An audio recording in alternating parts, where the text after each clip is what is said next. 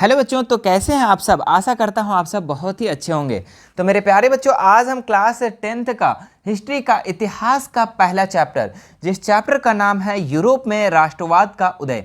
मेरे प्यारे बच्चों, इस चैप्टर का जितने भी एमसीक्यूज क्वेश्चन बनते हैं, जितने भी ऑब्जेक्टिव टाइप क्वेश्चन बनते हैं, वो सारे ऑब्जेक्टिव क्वेश्चन को हम लोग आज इस वीडियो में देखने वाले हैं। जो मोस्ट इंपॉर्टेंट है एग्जाम के लिए, जो परीक्षाओं में बार बार पूछा जाता है, जो ऑब्जेक्टिव क्वेश्चन, वो सारे ऑब्जेक्टिव क्वेश्चन को हम लोग आज इस वीडियो में फिनिश करने वाले हैं। मैं बता दूं बच्चों कि इस चैप्टर का हम लोग 45 प्लस ऑब्जेक्टिव क्वेश्चन को करने वाले हैं, जो आपके एग्जाम के लिए बहुत ही ज्यादा इंपॉर्टेंट है। तो चलिए इस वीडियो को शुरू करते हैं और इसके सारे ऑब्जेक्टिव क्वेश्चन को हम लोग एक एक करके उत्तर सहित याद करते हैं। चलिए, इसका सबसे जो पहला इंपॉर्टेंट क्वेश्चन है बच्चों, जियोसेपी मैत्सिनी का जन्म कब और कहां हुआ था। ठीक है, तो जियोसेपी मैत्सिनी का जो जन्म हुआ था बच्चों, ये जेनेवा में हुआ था और ये 1807 ईस्वी को हुआ था। तो ये आप याद कर लेंगे कि जियोसेपी मैत्सिनी का जो जन्म 1807 ईस्वी में जेनेवा में हुआ था। ठीक है, और ये जो जियोसेपी मैत्सिनी था बच्चों, ये इटली का राजनेता था और साथ में पत्रकार भी था, और इसे इटली का हृदय भी कहा जाता था। इसे इटली का हृदय भी कहा जाता था। और जो जियोसेपी मैत्सिनी था बच्चों, ये यंग इटली की स्थापना भी किया था। ठीक है, तो आपको ये भी याद रखना है कि ये यंग इटली की स्थापना भी किया था जियोसेपी मैत्सिनी 1831 ईस्वी में। ठीक है, तो आप इतना भी याद कर लेंगे। ठीक है, चलिए आगे बढ़ते हैं हम लोग दूसरे नंबर सवाल पे।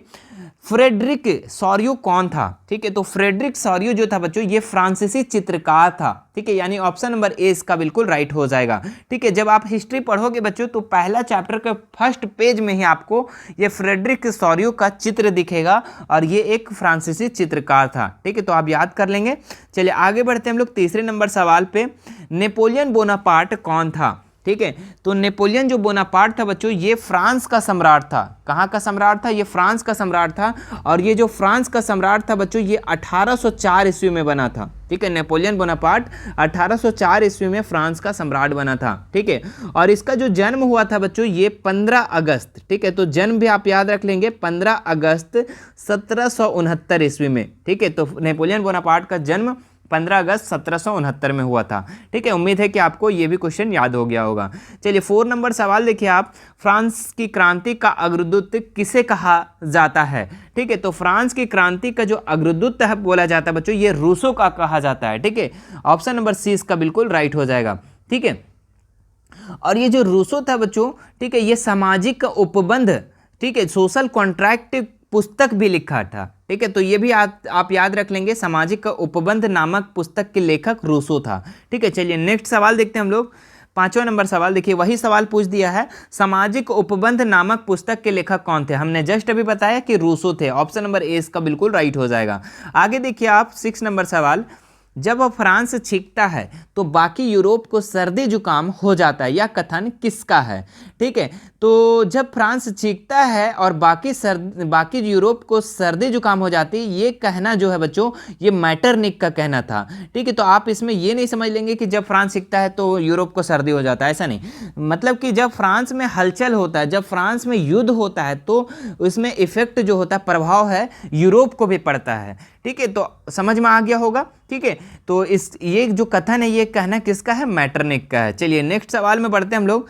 कैरोल कुरपिस्की कौन था। ठीक है, तो कैरोल कुस्पिरकी जो था बच्चों, ये आपका पोलिश राष्ट्रवादी था। ठीक है, ऑप्शन नंबर डी इसका बिल्कुल राइट हो जाएगा। नेक्स्ट सवाल देखिए आप लोग।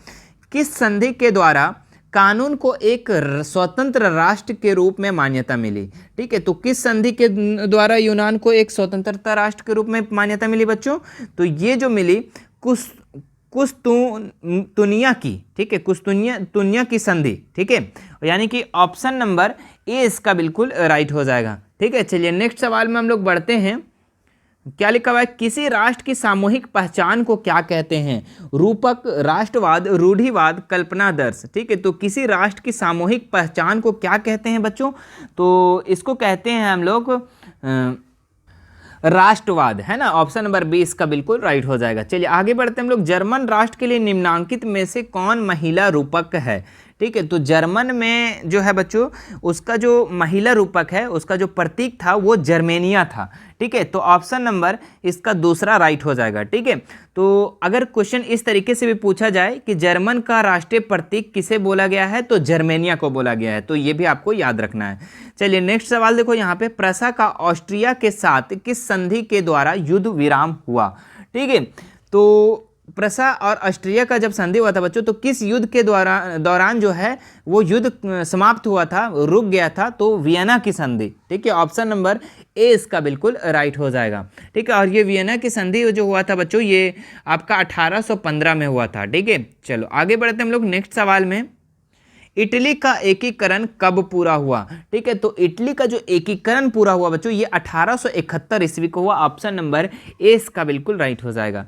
चलिए नेक्स्ट सवाल देखो, बैंक ऑफ फ्रांस की स्थापना किसने की। ठीक है, तो बैंक ऑफ फ्रांस की जो स्थापना किया था बच्चों, ये नेपोलियन बोनापार्ट किया था। ऑप्शन नंबर ए इसका बिल्कुल राइट हो जाएगा। चलिए आगे देखो, गौरीबॉल्डी कहाँ का निवासी था।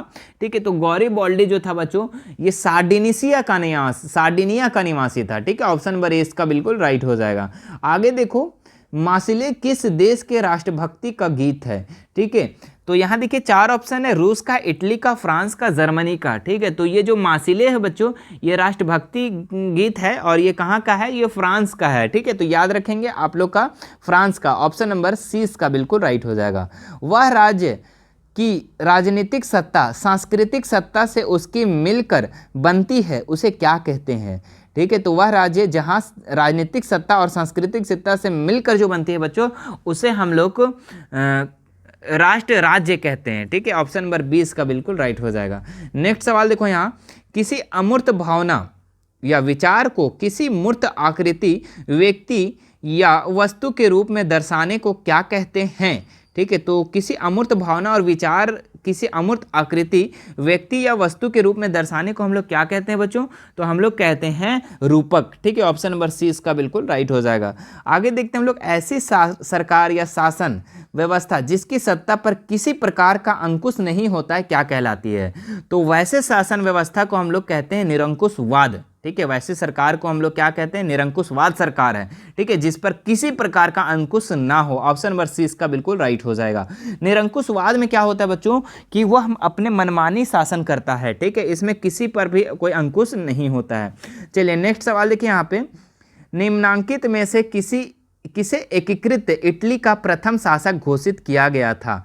ठीक है, तो किसे घोषित किया गया था बच्चों, तो ये किया गया था आप लोग का विक्टर एमोन्यूएल। ठीक है, द्वितीय, यानी कि ऑप्शन नंबर डी इसका बिल्कुल राइट हो जाएगा। आगे देखते हैं हम लोग, निम्नांकित में से किस देश को यूरोपीय सभ्यता का पालना के रूप में जाना जाता है।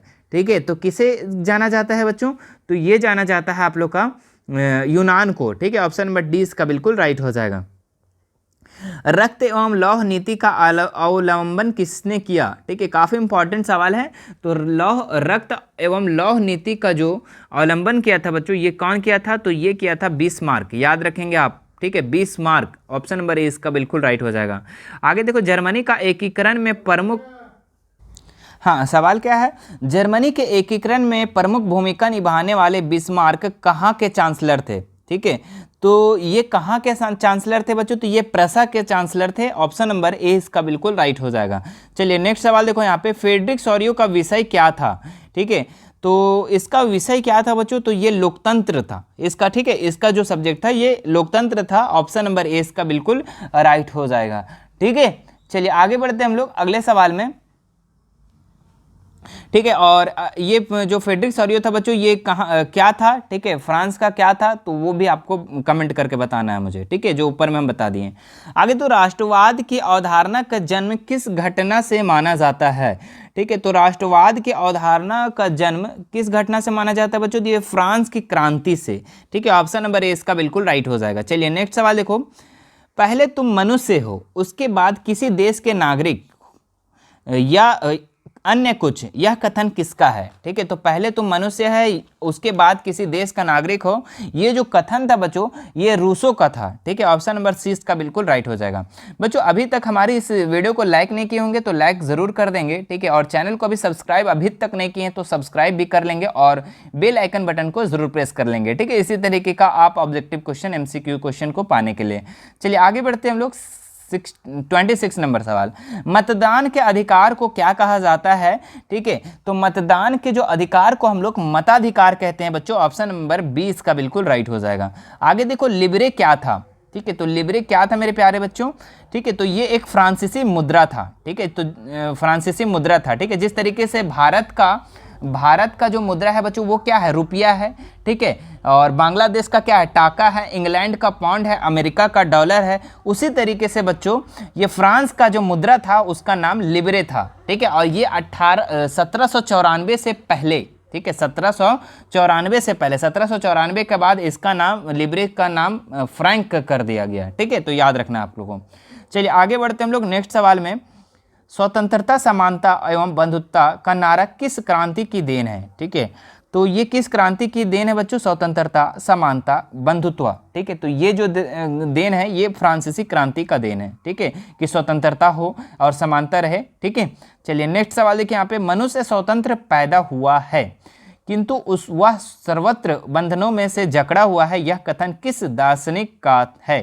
ठीक है, तो ये जो कथन था बच्चों, ये जो कथन था ये रूसो का था। ठीक है, तो ऑप्शन नंबर सी इसका बिल्कुल राइट हो जाएगा। आगे देखते हैं हम लोग। किसे कल्पनादर्श, जिसको हम लोग यूटोपिया के नाम से भी जानते हैं ना, में एक आदर्श समाज की कल्पना की गई है। ठीक है, तो किसकी की गई है बच्चों? तो फ्रेडरिक सॉरियो का की गई है। ऑप्शन नंबर डी इसका बिल्कुल राइट हो जाएगा। ठीक है, चलिए नेक्स्ट सवाल देखिए यहाँ पे। मरियान किस देश के राष्ट्रवाद की प्रतीक थी? ठीक है, तो ये जो था बच्चों, मरियान जो है ये आपका फ्रांस के राष्ट्रवाद प्रतीक था। जिस तरीके से भारत का राष्ट्रवाद प्रतीक क्या है? अशोक चक्र। ठीक है, उसी तरीके से फ्रांस का राष्ट्रवाद प्रतीक मरियान थे। ठीक है, और जर्मनी का क्या था बच्चों? ये आप हमें कमेंट करके बता दो, हमने ऊपर भी बता दिया। ठीक है, जर्मनी का जो राष्ट्रवाद प्रतीक था वो क्या था? ठीक है, चलिए ऑप्शन भी दे देते हैं हम। ठीक है, कि मरियान, जर्मेनिया। ठीक है, दो ऑप्शन में से आपको बताना है। चलिए नेक्स्ट सवाल देखिए आप लोग 32 नंबर में। क्या लिखा? 1830 की क्रांति के बाद फ्रांस में किस प्रकार का शासन स्थापित हुआ? ठीक है, तो 1830 के जब क्रांति हुआ बच्चों, लड़ाई हुआ, तो उसके बाद जो शासन स्थापित हुआ वो निरंकुश राजतंत्र स्थापित हुआ। ठीक है, ऑप्शन नंबर ए इसका बिल्कुल राइट हो जाएगा। ठीक है, निरंकुश सरकार वैसा सरकार होता है बच्चों जिस पर किसी प्रकार का अंकुश ना होता है, वो अपना मनमानी करता है, उसको जो मन करता है वो करता है। ठीक है, चलो आगे देखो। एक्ट ऑफ यूनियन किस वर्ष पारित हुआ? ठीक है, तो एक्ट ऑफ यूनियन जो है बच्चों ये आपका 1688 में पारित हुआ। ऑप्शन नंबर ए इसका बिल्कुल राइट हो जाएगा। आगे देखो, सेडाओं के युद्ध में किसकी पराजय हुई? ठीक है, तो सेडाओं का जब युद्ध हो रहा था बच्चों, तो इसमें ऑस्ट्रिया की पराजय हुई थी, इसकी हार हुई थी। ऑप्शन नंबर सी इसका बिल्कुल राइट हो जाएगा। चलिए आगे देखिए नेक्स्ट सवाल। किस युद्ध के बाद जर्मनी का एकीकरण पूरा हुआ? ठीक है, तो किस युद्ध के बाद जर्मनी का एकीकरण पूरा हुआ बच्चों? तो ये सेडाओं का युद्ध के बाद, नहीं सीडान का युद्ध बाद, सॉरी सीडान के युद्ध का बाद। ठीक है, ऑप्शन नंबर डी इसका बिल्कुल राइट हो जाएगा। ठीक है, चलिए आगे बढ़ते हैं हम लोग नेक्स्ट सवाल में। नेपोलियन ने जर्मनी में किस संघ की स्थापना की? ठीक है, तो नेपोलियन जो जर्मनी में एक संघ की स्थापना की, और उस संघ का क्या नाम था बच्चों? तो उस संघ का राइन संघ नाम था। ठीक है, ऑप्शन नंबर सी इसका बिल्कुल राइट हो जाएगा। चलिए आगे देखिए।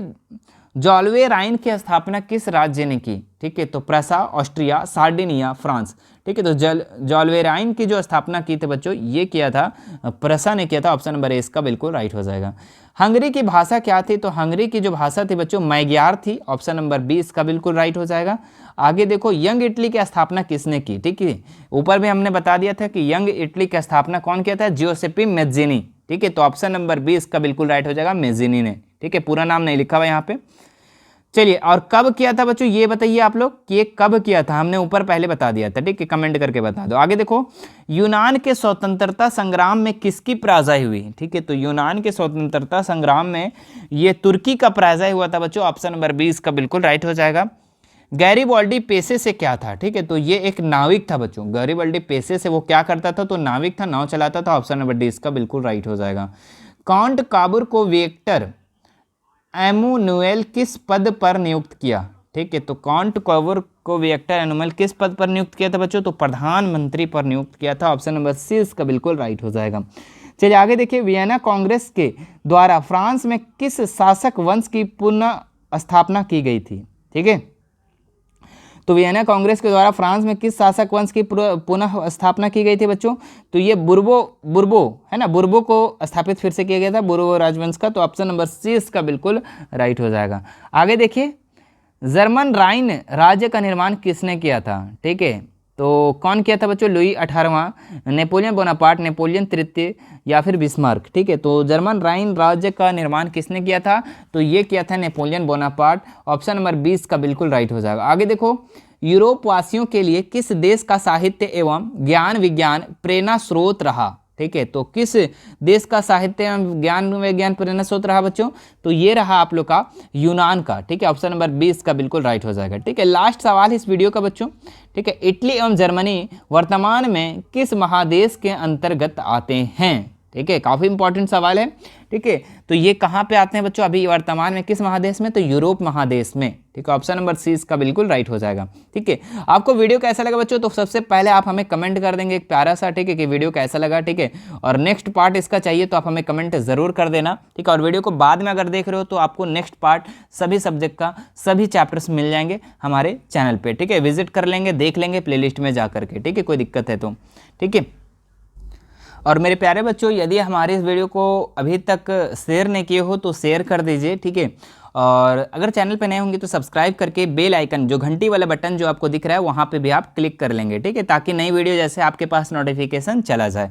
ठीक है, कोई दिक्कत है तो आप हमें इंस्टाग्राम, टेलीग्राम और व्हाट्सएप पे आप हमें मैसेज कर सकते हैं। ठीक है, जिसका लिंक मैं डिस्क्रिप्शन में दे रखा हूँ। ठीक है, चलिए मिलते हैं नेक्स्ट वीडियो में। Thank you so much.